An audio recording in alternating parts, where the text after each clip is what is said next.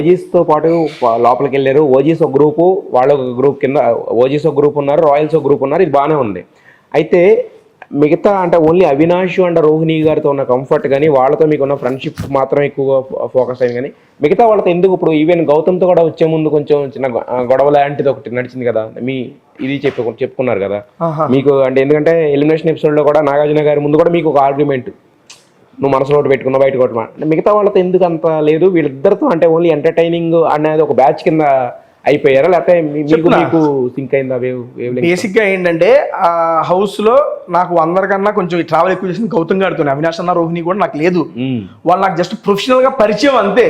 వీళ్ళిది ఆ పరిచయమే కానీ పర్సనల్ గా నాకు చేసింది లేదు. నేను అడిగినప్పుడు నా యూట్యూబ్ ఛానల్ వచ్చి ఫుడ్ వీడియోస్ ఇచ్చి వెళ్ళారు. ఆ పరిచయమే కానీ ప్రొఫెషనల్ పరిచయమే. There is no friendly bonding between us. And నేను ఫస్ట్ హౌస్ లోకి వెళ్ళంగానే వీళ్ళు ఉన్నారు అంటే బేసిక్ గా నన్ను తీసుకుంది కూడా ఒక ఎంటర్టైనర్. ఎందుకంటే అన్లిమిటెడ్ ఎంటర్టైన్మెంట్ అంటే ఇంతమందిని పంపిస్తే హరితేజ గారు, ఇదంతా ఎంటర్టైన్మెంట్ కేటగిరీ. మేము ఏదో ఒకటి చేయాలి. అప్పుడు దాకా మేము చూసి వెళ్ళాం, ఎలా ఉందో సీజన్ మేము చూసాం, ఎక్స్పీరియన్స్ చేసాం. ఇది కాదురా బిగ్ బాస్ అంటే, మేము చూసిన బిగ్ బాస్ వేరు, దీన్ని ఆ స్థాయికి తీసుకెళ్లాలనేది ప్రతి ఒక్కడి మనసులో ఉంది. అలాగే మాకు ఉంది, ఆ ఎంటర్టైన్మెంట్ పంచాలి. లాస్ట్ టైం ఏంటంటే నాది న్యాచురల్ గా ఒక ఫ్లోతో అందరితో బాండింగ్ ఉండటం వల్ల శివాజీ గారు, శోభా గారు, అమరో, ప్రశాంత్, యావరో, ప్రియాంక, సందీప్ అన్న, ఇవి మన సుబ్బు, ఎవరు పెడితే వాళ్ళందరూ నాకు ఫస్ట్ వెళ్ళగానే కనెక్ట్ అయిపోయారు. ఎందుకంటే ఫస్ట్ ఎంట్రీ అందరు అరే అనుకుంటాం, అరే వచ్చేసరి అవే ఈ సెన్స్ అలా అందరితో కనెక్ట్ అయిపోయి ఆ సీజన్ లో. ఈ సీజన్ వెళ్ళేపాటికి ఆల్రెడీ ఒక 8 మంది సభ్యులు ఒక 5 వారాలుగా ఆడితే వాళ్ళందరి మధ్య వాళ్ళు ఒకరిగా ఉంటుంది, ఆబ్వియస్లీ ఉంటది. ఆ బాండింగ్ లో నేను చొచ్చుకుపోలేను, నాకు అంత కంఫర్ట్ లేదు. అండ్ వీళ్ళు వెళ్తున్న వాళ్ళలో గౌతమ్ గారి తప్ప నాకు ఇంకొకళ్ళు అంత ఫ్రీగా ఏదో నైని పావని. ఓకే, నాది ఎంటర్టైన్మెంట్ ఆస్పెక్ట్ కాబట్టి నేను కంటిన్యూగా వర్క్ చేయాల్సింది ఎవరితో? వీళ్ళిద్దరితో. తెలంగాణ నాకు బిగ్ బాస్ ఇచ్చిన టాస్క్ ఏంటి? BB hotel task. మరి దాంట్లో నేను ఫన్ ఎవరితో చేస్తాను? వీళ్ళతోనే చెయ్యాలి. ఆ విధంగా నాకు వీళ్ళతో ఆ ఎంటర్టైన్మెంట్ జోనర్ లో జర్నీ అనేది స్టార్ట్ అయింది. అండ్ నేను హెల్త్ పరంగా లో అయినప్పుడు ఇల్లందరూ అరే నువ్వు లో అయ్యావురా అని అన్నారు, కానీ వాళ్ళిద్దరు నాకు మోరల్ సపోర్ట్ ఇచ్చారు. అండ్ అవినాష్ అన్న, ఒరే నువ్వు నాతో ఫన్ చేసావు, నువ్వు వేసిన పంచులకి నువ్వు ఇమీడియట్ గా స్పాంటేనియస్ కి నేను నవ్వుకున్నా, వాళ్ళకి తెలియకపోవచ్చు, నువ్వు ఎంటర్టైన్ చేసావు, నాకు తెలుసు, you are not least performer for me అని అవినాష్ అన్న రోహిణి గారు చెప్పి ఒక మోరల్ సపోర్ట్ ఆబ్వియస్లీ వెళ్ళిన ఫస్ట్ వారం నాకేం అర్థం కానప్పుడు ఆ యొక్క ఎంటర్టైన్మెంట్ ఆస్పెక్ట్ వాళ్ళు నాకు ఇచ్చారు. అండ్ ఇంకా వాళ్ళతో ఇంకా క్లోజ్ అవడానికి ఇంకొక రీజన్ ఏంటంటే దాంతో పాటు మేమందరం సేమ్ రూమ్, నేను గౌతమ్ మీరు చూసే ఉంటారు. అండ్ దాంతో పాటు ఒకనొక టైంలో గంగవ్వకి నాకు ఫ్యామిలీ వీడియో వస్తే నేను గంగవ్వకి ఇచ్చేసాను. ఎందుకంటే ఆవిడ ఆ బిడ్డ అని 2-3 రోజులు అంటున్నారు, తీసుకోండి అని ఇచ్చేసిన.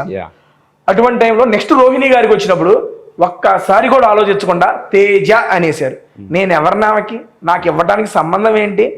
ఆవిడ నేను గంగవ్వ గారి ఇచ్చినప్పుడు నేను బాధపడతాను చూసి అది తట్టుకోలేక నాకు ఇచ్చింది ఆవిడ. నేను వద్దు మేడం అన్నా కూడా తేజ అని చెప్పేసింది, బిగ్ బాస్ నాకు ఇచ్చేసాడు. నేను అనేవాడిని ఎవరు లేను. అటువంటిప్పుడు ఆవిడ నా కోసం ఇచ్చింది. ఇవన్నీ ఏంటి? Support, moral support. ఇది ఫ్యామిలీలో వచ్చిన బాండింగ్ ని ఆవిడ అర్థం చేసుకుని నాకు ఇచ్చింది. అది గ్రూపిజం అనేది మీరు అనుకుంటే వచ్చింది కదా, ఒక బాండింగ్ ద్వారా వచ్చింది. మీకు లైవ్ ఎగ్జాంపుల్స్ కనపడుతున్నాయి ఎందుకు బాండ్ క్రియేట్ అన్నదానికి నేను రీజన్ చెప్తున్నా. అండ్ ఆవిడ నాకు వాళ్ళ ఫ్యామిలీ వీడియో కాదని చెప్పి నాకు ఇచ్చినందుకు నాకు తనకి గ్రాటిట్యూడ్ గా ఏదో ఒకటి చేయాలనిపించింది. ఏదో ఒకటి చేయాలనిపించినప్పుడు నేను ఆవిడ గుడ్డు విషయంలో కూడా స్ట్రాంగ్ గా నిలబడ్డాను. అండ్ ఆవిడ శాక్స్ బొట్లు కూర్చున్నప్పుడు ఆవిడ నేను డిఫెండ్ చేశాను. ఎందుకంటే ఆవిడ నాకు ఒకటి ఇచ్చింది, నేను ఇవ్వాలి. I have that gratitude towards her. అందుకని నేను ట్రై చేశాను. శాక్స్ విషయంలో కూడా నేను కంప్లీట్ చేయలేకపోయాను, గుడ్డు విషయంలో కూడా ఆవిడ తీసుకురాలేకపోయాను. నేను ఆ విషయంలో ఫెయిల్ అయ్యాను. అయితే ఇప్పుడు ఇంతకు ముందు అన్నారు అంటే ఈ సీజన్ లో మీరేమన్నా భయపడ్డారా నిఖిల్ విషయంలో అనిపించింది? ఎందుకంటే నిఖిల్ మిమ్మల్ని ఒరే అని పిలిచేవాడు, మీరేమో అన్నా లేకపోతే భయ్య అనేవాళ్ళు. కానీ ఎక్కడ కూడా మీ సీజన్ 7 లో ప్రతి ఒక్కళ్ళు, ఒక శివాజీ గారి తప్ప నుంచి ఎవరినైనా, అమర్నైనా లేకపోతే ఇంకొకరినైనా ఒరే అనేవాళ్ళు. ఇక్కడ లేదు అది. ఎందుకు అంటే వాళ్ళందరూ నాకు బయట పరిచయం కాదు, అక్కడ పరిచయం ఒరే తొరే వచ్చేసింది. వయసు సందీప్ కూడా మాస్టర్ అన్న ఒరే రాలా ఆయన స్టేచర్ కి మాస్టర్ ఆ సెన్స్. మిగిలినందరూ నా ఏజ్ గ్రూప్. అమర్ని కూడా నేను బయట ఒకసారి అన్న అది కాదన్న అమర్ పరిచయం కూడా 1-2 సార్లు పరిచయం అన్నానే. హౌస్ లోకి వెళ్ళినప్పుడు ఆ బాండ్ బిల్డ్ అయ్యి నాకు ఒరే అనేది వచ్చేది. నేను ఒకసారి హౌస్ లో కూడా ఓపెన్ అప్ అయ్యి చెప్పాను అందరితో, ఒరే అంటే కూడా వీడు తీసుకున్నాడు, నాకన్నా పెద్ద అయినా కానీ అదేం తీసుకోలేదని. దానికి వాడిని ఒకసారి ల్యాడర్ లో పెట్టినప్పుడు నీ రీజన్ కూడా చెప్పాను. అండ్ ఇక్కడ ఏంటంటే నిఖిల్ అనే వ్యక్తి నాకు అంతకుముందు తెలియకపోయినా కేబీకేజీ షో ఒకటి చేసాం, దాంట్లో నాకు ఫేస్ టు ఫేస్ పరిచయం. అక్కడ అర్జున్ అన్న, నిఖిల్ అన్న, నేను ఇదే పిలిచేది.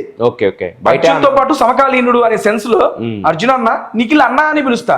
బ్రో అది అన్నతోనే స్టార్ట్ అయింది, కొంచెం మాటలు రావడంతో బ్రో భయ్య అట్లా వచ్చింది. ఒరే అని మన లాస్ట్ వారంలో ఒరే కూడా వచ్చేసింది. అది బాండింగ్ దగ్గరికి వస్తామంటే ఒరే వచ్చేసింది. అండ్ పృథ్వీని కూడా బ్రో అనే దగ్గరే ఉంది కానీ ఒరే ఎప్పుడు అల్లా. అండ్ ఆయనతో ఆ ఒరే వాడులే ఇష్యూలు జరుగుతున్న బాండి పోయి ఒరే అని ఎందుకు అంటా నేను, దానివల్ల ఆ బ్రో అనేది కంటిన్యూ